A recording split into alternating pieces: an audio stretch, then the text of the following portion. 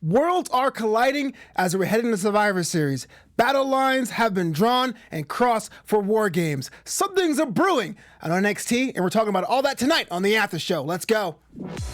I'm Maria Menounos, and you're tuned in to AfterBuzz TV, the ESPN of TV talk. Now, let the buzz begin. Oh, the sensual sounds of Iron Man, Mac Lish, FMT Mac only means one thing. It's time for the Wednesday Night Delight NXT. It's your boy from FreeTime.com, Flobo Boyce, live in the mix, having the time of my life, being joined by the other half of the Tag Team Recap Champions, David Christopher. How's it going? Yes, sir. It's going. You good? I'm good, man. I'm actually really into what we're doing right now with all these different brands and just mixing it up. I mean, it's fun as hell. Oh man, crossovers are abound. What? Oh, you got your own music now? Don't tell TK. I like that. She's gonna be so mad when she finds out you have your own song. Yes. Give her a punk rock, everybody. Right guy in the booth. Yes, thank you, man. So it's Survivor Series season. It's the November Delight. It's going big. But before we even get into all that, Survivor Series, War Games, NXT tonight, let's talk about the last week of WWE programming, right? Crown Jewel happened. There was some fallout from that with the whole travel situation. NXT gets the call Friday night to go to SmackDown, and it basically put everything in motion. Thoughts about from Friday on?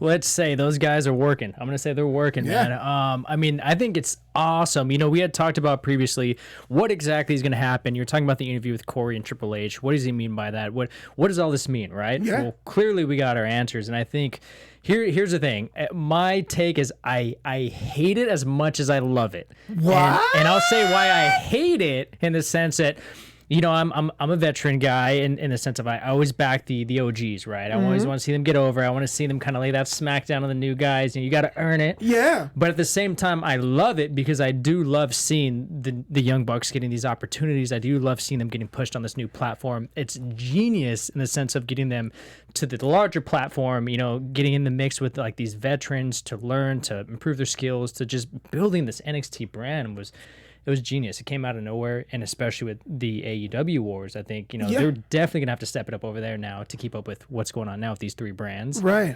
It's amazing. But okay, all right. So NXT is all in the mix. SmackDown, we run through this before we start the show.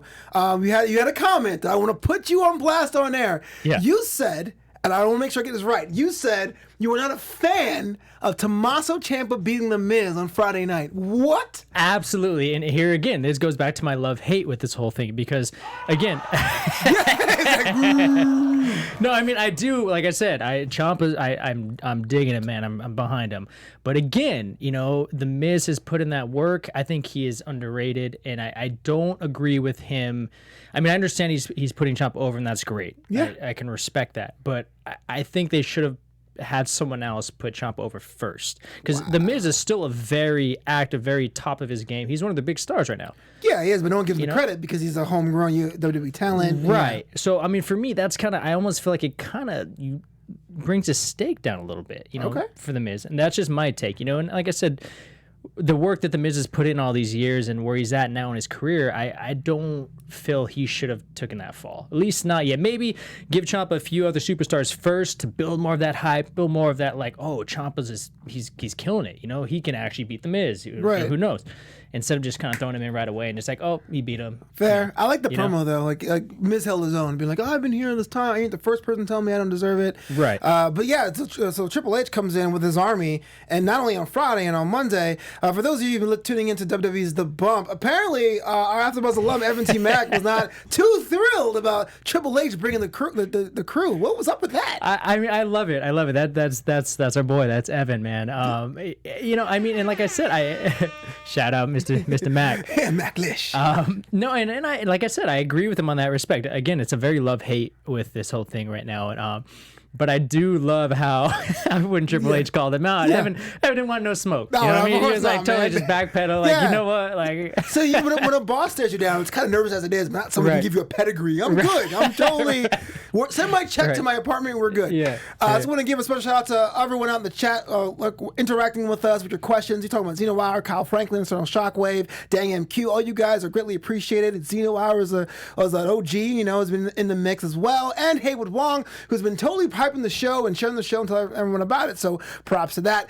Phone lines will be open a little bit later. 424-354-8302. That's the number to call to get your questions, comments, and concerns in. 424-354-8302. Top story, right?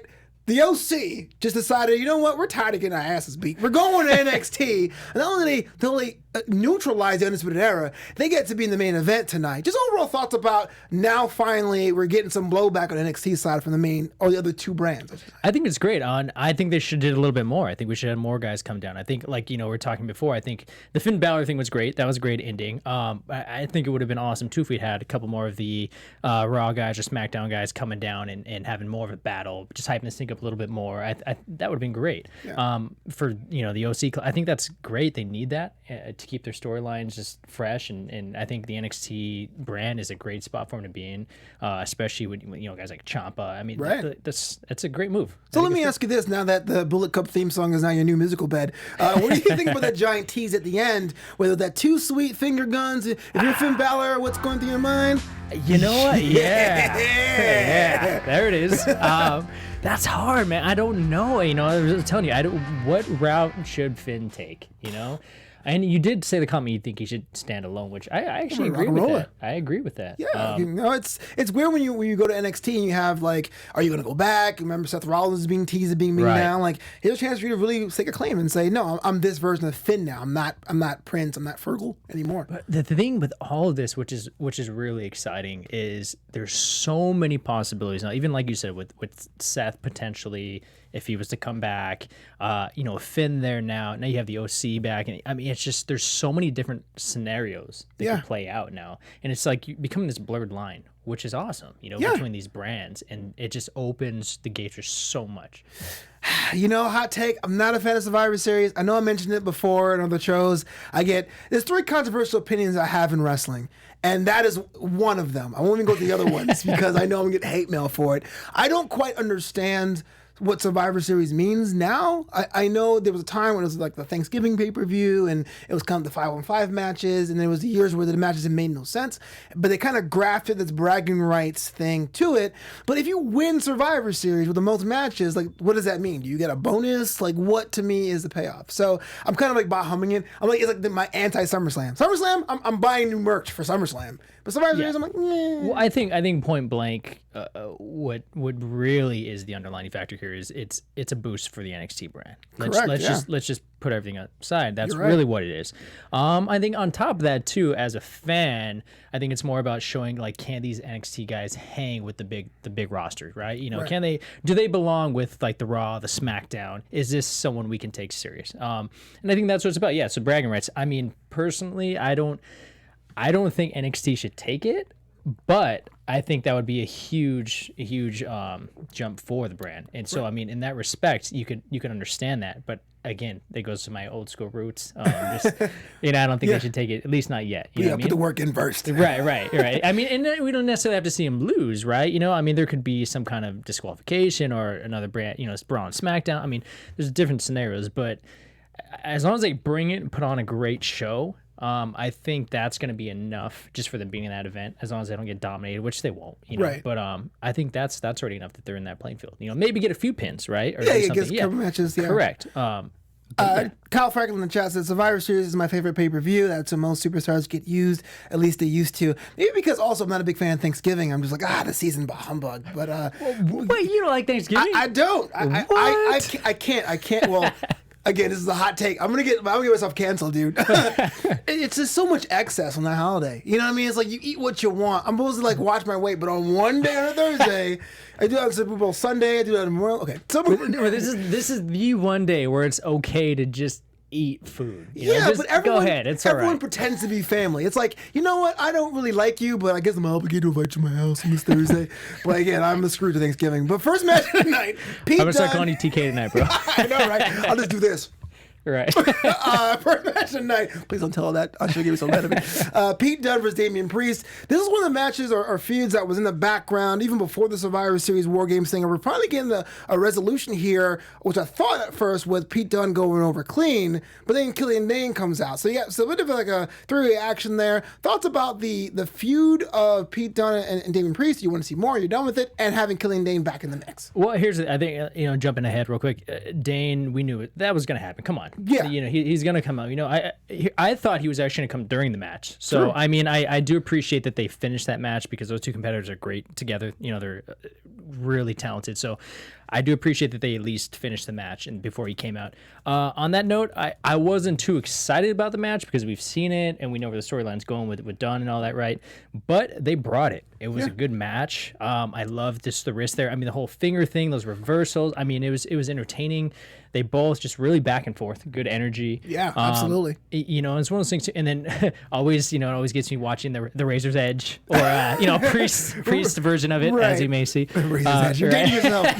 Yeah, dude. But yeah, same here. It's cool. No, it was a good match. So, and I think it's time though. Let's move on now. Okay, yeah, I'm the same boat. I do think that for his time here, this match tonight was Damian Priest's most complete performance.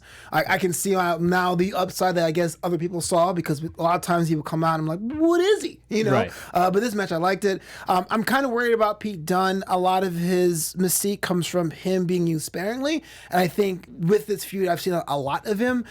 So the things like the snapping the fingers may become a gimmick, which I'm afraid of. But I mean, the only time will tell. That's the case. Right. Just final thoughts about the match before we move on. Just any overall thoughts about that? It was a great match. It was solid, right? Yeah, it was honestly solid. It was the back and forth, like I said. I mean, great athleticism, both guys. I mean, it was entertaining. They both told a good story of, just a battle. Like I said, I was actually impressed with it. I got more out of it than I was actually expecting. Oh, yeah, that's pretty much that in a nutshell. Yeah. But before we move on, David Christopher, can you tell the world how they can listen to this AfterBuzz show? Yes, sir. Shows? Everyone, wherever you like to watch your podcast or take your listen, whether it's Spotify, YouTube, iTunes, please give us those thumbs up. Give us those 5-star ratings, comments. We love talking to you guys. We love hearing your thoughts. And always, it's something that we like to engage with and see how we're doing. Because if, we're doing something wrong or the show can make improvements, we always want to know. And just give us your support. We can't do this without you guys, and we appreciate it. And Flo? There's nothing more humbling. The more you know. Thanks, right guy. There's nothing more humbling than thinking you do a show and you're like, oh man, I'm the man, and then you see a comment like, yeah, you sucked. Yeah. Yeah. But I appreciate it because that means you took the time to write it down. Yeah, absolutely. Yeah. Moving on, our first women's match was Tainara Conte against Santana Garrett. So Santana Garrett was an indie darling for a long time, got signed in not the last class, but the last class before that. Tainara, who had a couple of straight losses, actually getting the win with a stiff kick to the face. Just thoughts about the match and the upside of Tainara Conti.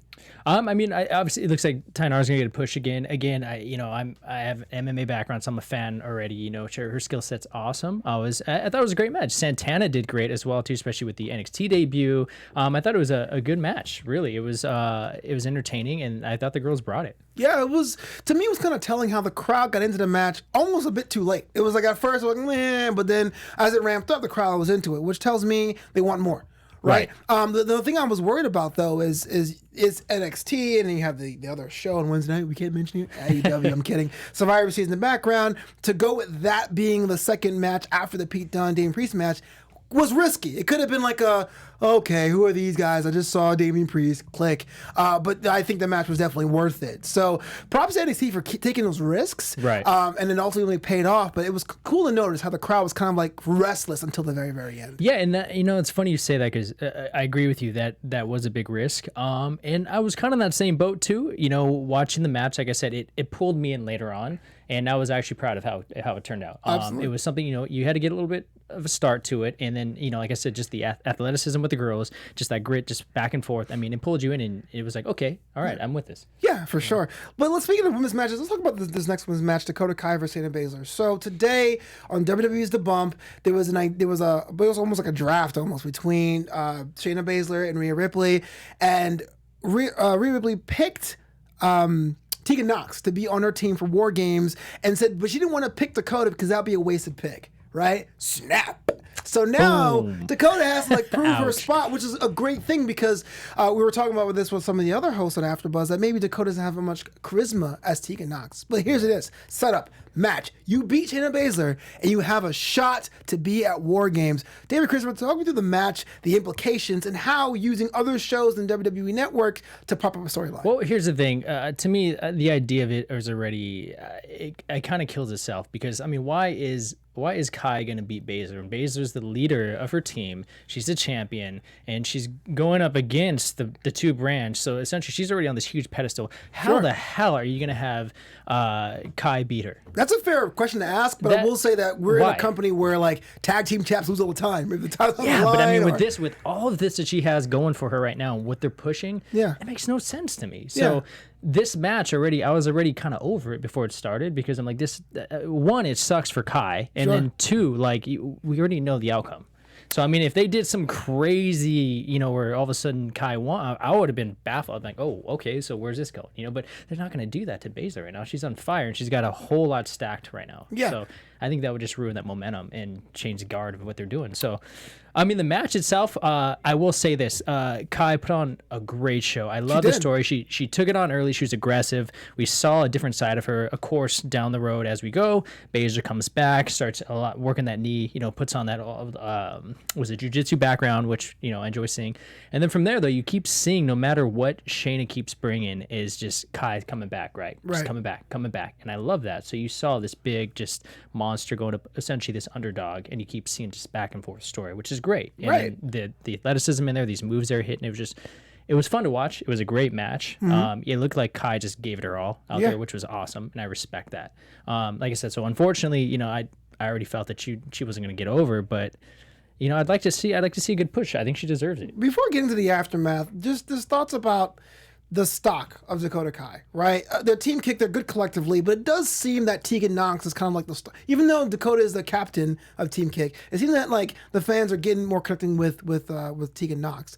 Do you feel any different after this performance, or it was kind of like, okay, it was great. It is what it is. I feel Kai has it in her, absolutely, especially after watching tonight. She put on a good show, man. Yeah, I agree with you. That different side of her that you saw, the aggression, and especially with Baszler, which is the champ. Yeah. I mean, if she had the right push, I really see her getting over more with that push, right? Yeah. And I think that's the downside of it. So let's talk about the fallout. Just jumping ahead a bit. There's a giant, battle after the match. Mia Yim gets involved. Something we haven't seen in 4 weeks. Right. She gets the spot for Rhea Ripley's team. Just thoughts about this now. So Shayna Baszler still has a fourth person she has not chosen. I think it's going to be Dakota, but I'm just speculating here. Rhea Ripley has picked Candice. She has picked Tegan Nox. She has picked Mia Yim. Thoughts about the teams as they are right now, 4 against 3. Are you on Team Ripley or are you on Team Baszler? Who are you rooting for? I'm on Team Ripley strictly for Ripley because I feel her time's coming. I've been impressed with her, and I think it's that time. So I'm on her team for that specific reason. Again, I'm a fan of Baszler. She can definitely hold the torch. Obviously, she's a champ right now. I see she's going to the main roster. Well, who knows now with these mixture of brands? But I'm saying I'm with Ripley right now. But we'll see how it plays out, to be honest. It's a hard sell for me. It is. I've been, and I'll be the first one to admit this because I have to be accountable. If I hate Thanksgiving, you'll know. I've been harsh on Mia Yim because I really felt like they gave her a chance to really put herself on skills on display, and it didn't work against Shayna Baszler. But to have her come out of seemingly nowhere to get this spot, I'm not sure if I should root for Rhea Ripley anymore or any less, because now you're supposed to be quote unquote the face side, but what are faces and heels in NXT? True. But you basically slight Dakota to her face. You're like, nah, you're not good enough. And having me in your team because she had a Kendo stick, I'm not really sure who I should vote for now. Good point. I'm all confused now, to be honest with you. Yeah, and that's why I say I'm with Ripley strictly for Ripley. Okay. Just because again, I like what she's done, and I believe in her.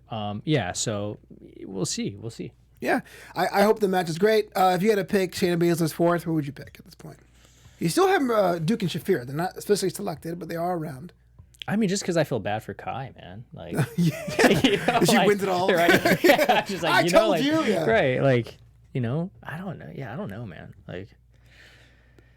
I don't know. Yeah, I mean, it's storyline. It makes the most sense to have Kai in there, unless you have like Tony Storm or someone completely off the rails. Right. Like, oh wow, you know. But it has to be someone at a certain level. And I mean, I guess Ian, that would be fun though. I mean, I'm gonna say we'll say Kai. All right, cool. You hit her first. So if he's wrong, make sure you get his fan mail over out Send me the hate. Send me the hate. Dang MQ says Tony Storm for the face team. Well, what will be? Yeah, and Joseph Bozo said, would Tony be a heel if she's on Shayna Baszler's team? Like, what are alliances on NXT? Sure. But moving on, it's now time for that special segment. It's now time for Right Guy, hit it. Right, wake up. Right. He's not there. All right, so yeah, time for that boo thing of the week. I was like, my drop is like the best part of the show. I got to give it to Titan Howard Conte. So here's There it is. Boo thing of the week. Hey, I just feel so much more sexy when I feel that. You know what I'm saying? And ladies, I'm single. So give it to Titan Howard Conte, who has totally stepped up her game. Over the summer, she had a bunch of losses, like, were strung together. But today's showing was showing me what her upside is, what kind of striker she is, how does that martial artist background actually relate to her as a modern character. So if you guys haven't checked her out on Instagram, please do. She's available at @Conti_WWE. She does most of her workout videos and her glam shots there. But just for her match against Santana Garrett, which is a noted veteran, my girl Tainara, you are this week's Boo Thing of the Week. Nice. Yeah.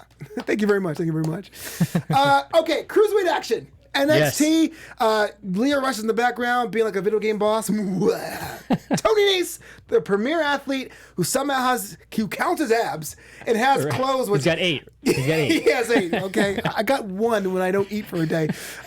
Just 1 ab, just like 1. And he has his clothes when he shows his ab, taking on Angel Garza, who has been the rocket on his back here. Yeah. The match is great. What's that say about the match itself, in your opinion, and the state of the cruiserweight division here in NXT? I think the state of the cruiserweight division is great right now. I think you got just in general, you're seeing a lot of great talent coming up. For me personally, I felt Garza was going to take it right off the top, but that match itself was awesome. Just a lot of energy. Of course, you expect that high flying. The way it started too is very like technical wrestling, just traditional wrestling, which is very cool too. You know what I mean? Which is totally on the nose because Garza looked like Steve Blackman back then. Yeah, right. Yeah, he was in the black trunks and the red shoes. Right. Yeah. So I mean, it was interesting how that started out to how it picked up, and it was just some of those moves in there were insane, man. And then.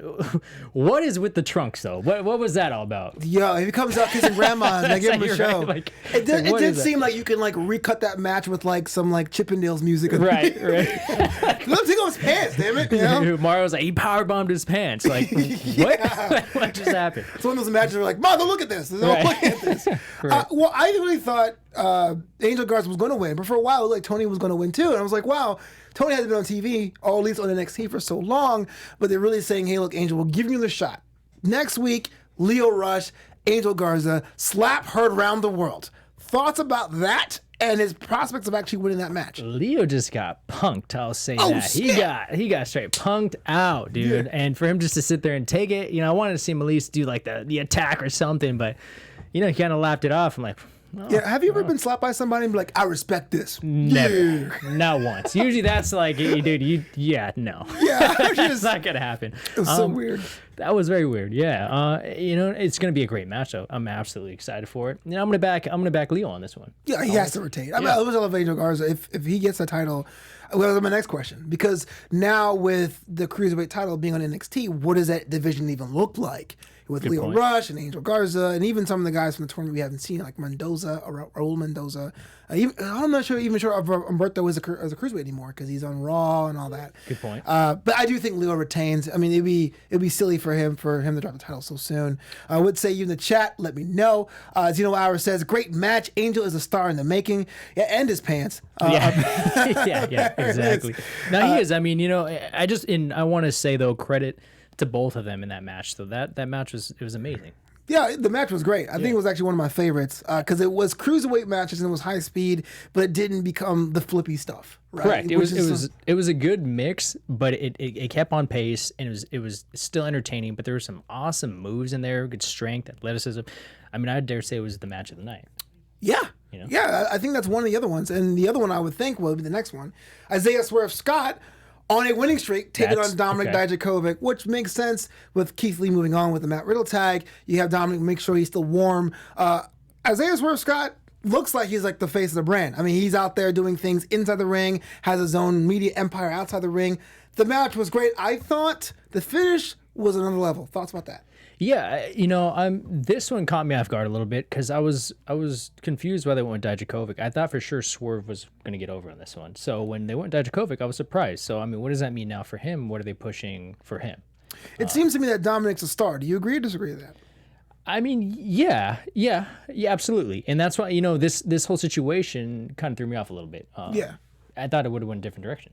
Yeah, the point of the match where I really thought was cool was the finish. It was very non-WWE. It really was, these moves are going back and forth at high level. Some would say they didn't sell it as much, but it kind of led to this, hey, for a minute there, these guys are both operating Super Saiyan level, and Dominic Dijakovic got the win over there. I'm willing to see more of this. I'm not sure, are you?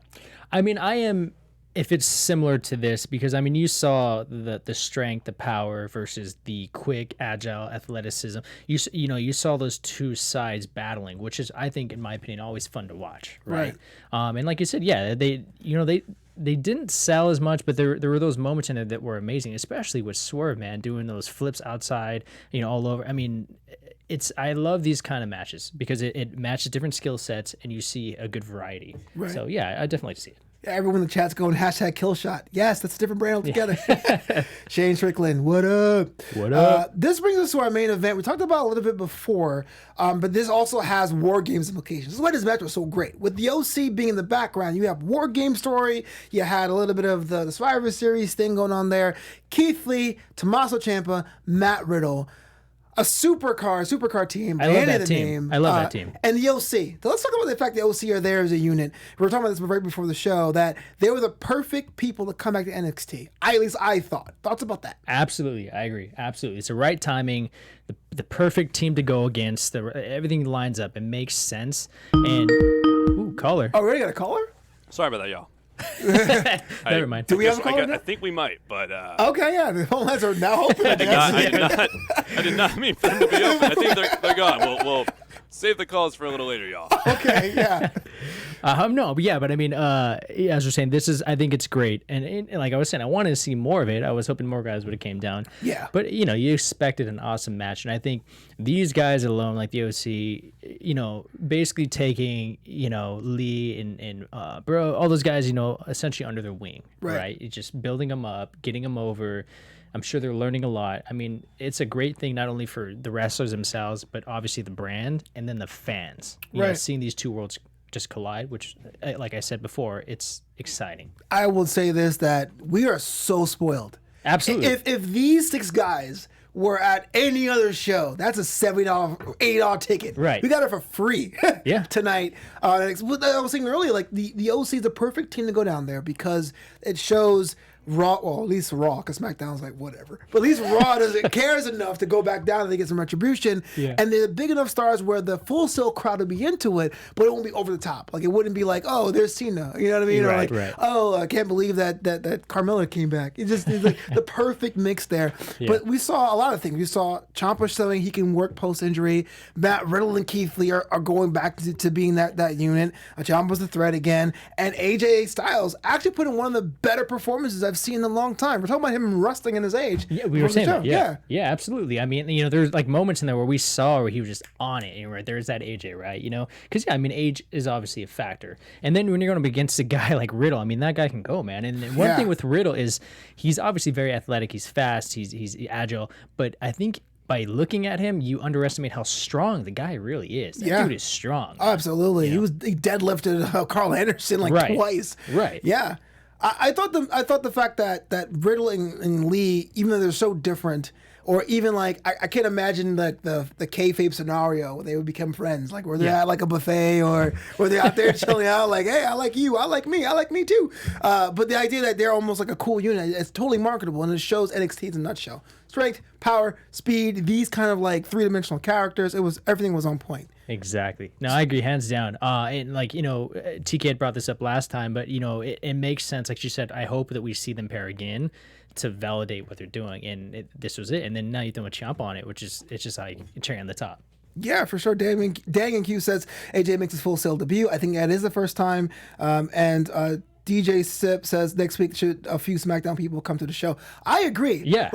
You would think that SmackDown would be the first one to be like, "Wait, what's up?" And I know on the Monday Night Raw after show, I asked, "Hey, where's SmackDown?" If I was on SmackDown, I'll come to Raw. We want to beat up Raw because we're not friends, and to find out what's going on in NXT. Hopefully, they come out there so they're not just the brand that took the L. I mean, put it this way: SmackDown, you got laid the smackdown. You guys really did that. NXT came in and they whooped your butt. You know what I mean? That's what happened. Seriously, you took out Miz, you took out Bryan. What was it? Bailey and Sasha, Carmella, Dana Brooke. I mean, they just came in there and cleaned house. Yeah. And you're not going to respond? Come on. Yeah.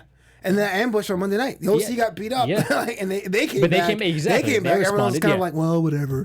Right. I guess we'll get him back next time. Right. What would be the best case scenario, though? Because the thing is, with the three-way dance, like last year or the year before, where it's Raw versus SmackDown, it's like, okay, you get Raw one week, you get SmackDown one week, but how do you really keep all three brands hot and on equal footing going into this pay-per-view? You got to keep doing what you're doing.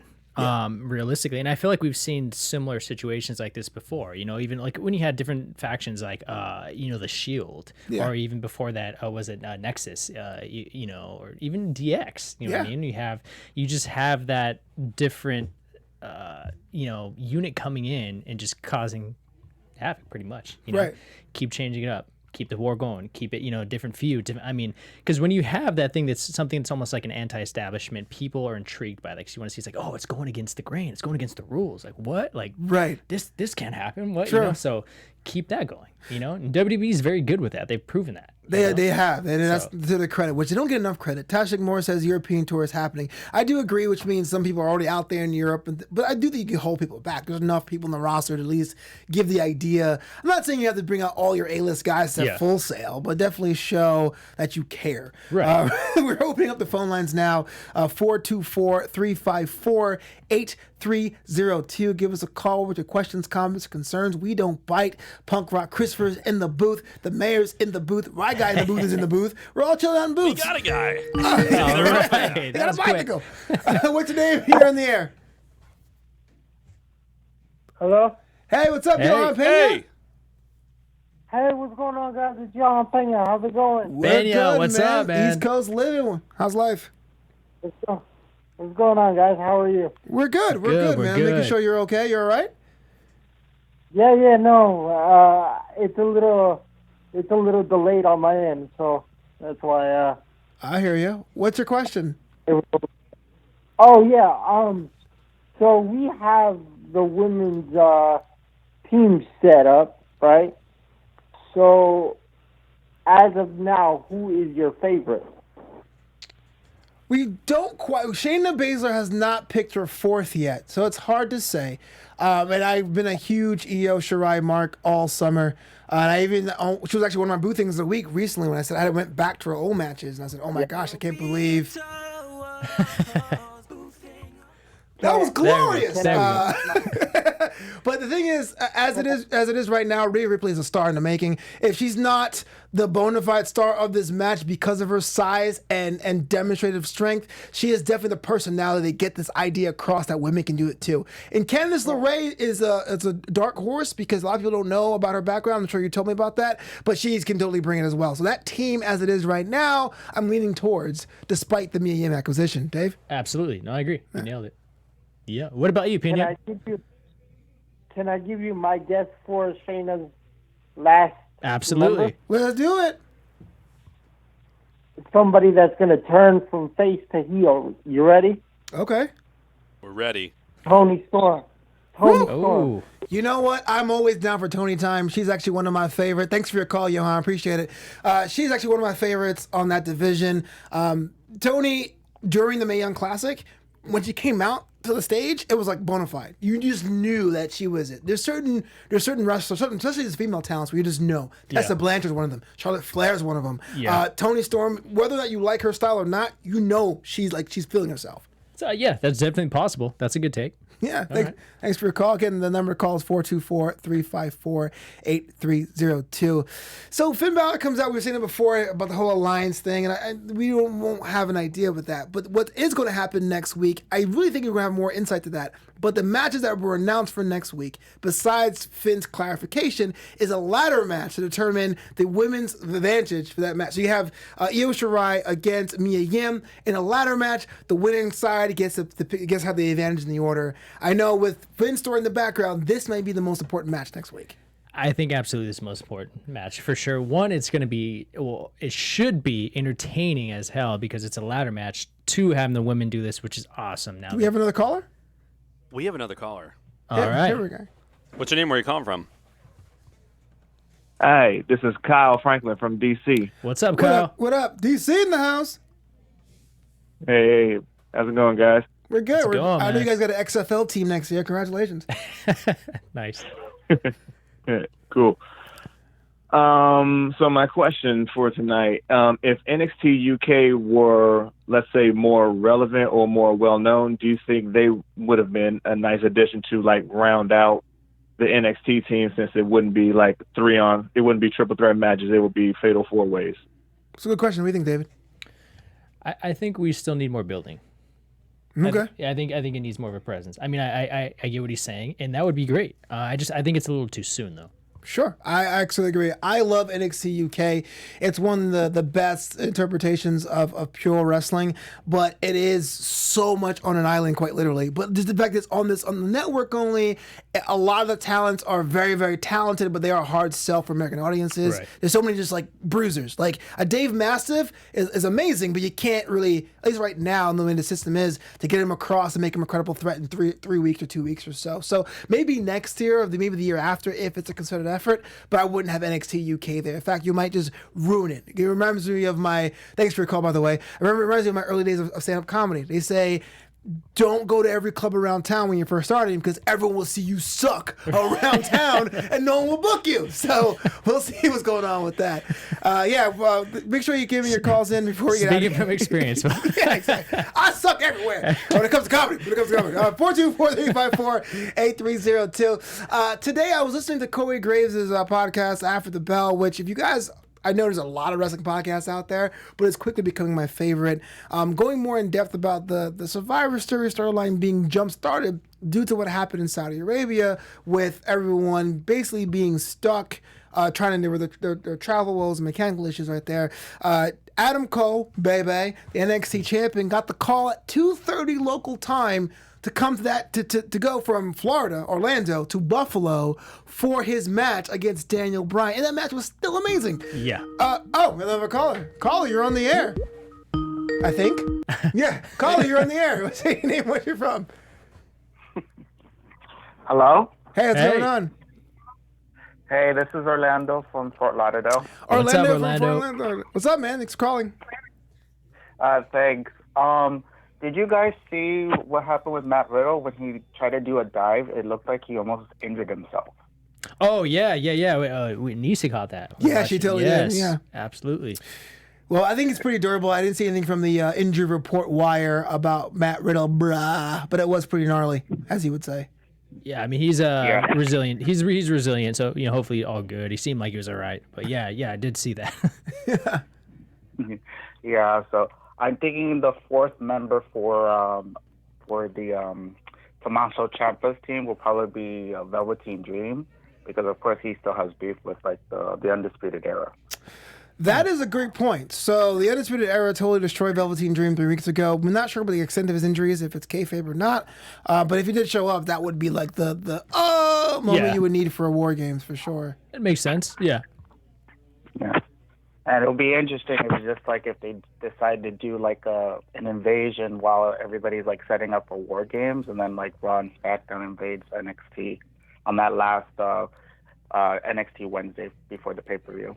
I hope so. I really hope so. They need to do something. And again, that's what I was going back with you, Flo, about is they need to kind of keep that going, just sprinkling it here and there, keep building it up, firing shots. And I think, especially as a big build-up for the main one, the Survivor Series, let's do that. Let's have them all come in and let's have this war. Yeah, for sure. Thanks for your call, Orlando. It's a question thank you. I have. Would you have Raw and SmackDown invade-ish on actual TakeOver the night before Survivor Series?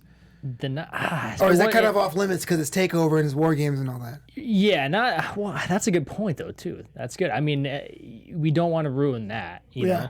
So that's interesting. And I think it's going to, it'll depend on how we play it out up until that. You know what I mean? What we're doing up until then, I think will give us a better answer as far as how we should play that out. But you're right. I think if we don't want to mess that up. Sure. War Games is already sounding pretty awesome, and I think you take a little bit of that heat by doing that.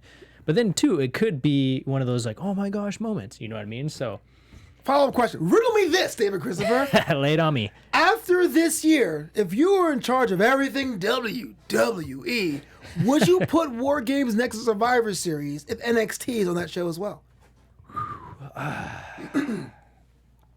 Because there's things for both. Reason why you would. Right. I mean, it makes sense as far as what the pay-per-view styles are. So I understand that. But again, too, I think it's very so similar that it would make sense to spread it out as well. Right. So I think I'd probably separate it. Let's try it out separating it so you kind of have that both sides, beginning of the year and the end of the year. You know what I mean? Yeah, because it is very similar as far as what we're doing with the battle of the brands. It's essentially a War Games. You know what I mean? So yeah, let's spread it out. Let's see how that plays out. Yeah, it's hard to tell if you're gonna put all three brands on Survivor Series. That kind of acts like a takeover there, right? And there's always that one takeover that happens like in the spring where it's not attached to a pay-per-view, like the Money in the Bank weekend. I would much rather that be takeover then. If you're gonna, that be War Games then, because it's not basically being overshadowed by a show that has a lot more years on it as a pay-per-view. Yeah, exactly. And you protect your talents too. Right? And I mean, there's plenty of opportunity earlier in the year to do that. You know, so I agree. Yeah, for sure. But it's now time for us to get out of here. Thank you so much for tuning in and keeping us in your live and second screens. David Christopher, where can the world find you online? You can find me on Instagram at David_Christopher_official, or I'm on Twitter at I'mDavidC_, or just Google that interweb. Yeah, thanks so much. My name is Flobo Boyce. Support the homie. Buy yourself a Call Me the Mayor shirt at flobito.threadless.com. I'm back here on Monday for Monday Night Raw After Show. He's back here next Wednesday for NXT After Show. But until next time, buzz you later. Have a good night, guys. Our founder, Keven Undergaro, and me, Maria Menounos, would like to thank you for tuning in to AfterBuzz TV. Remember, we're not just the first, we're the biggest in the world, and we're the only destination for all your favorite TV shows. Whatever you crave, we've got it. So go to AfterBuzzTV.com and check out our lineup. Buzz you later. Views expressed herein are those of the host only, do not necessarily reflect the views of AfterBuzz.